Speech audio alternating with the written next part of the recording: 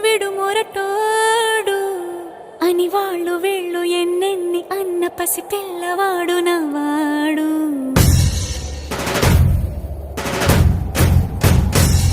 విడుముండోడు అని ఊరు వాడ అనుకున్న గాని మహారాజు నాకు నవ్వాడు.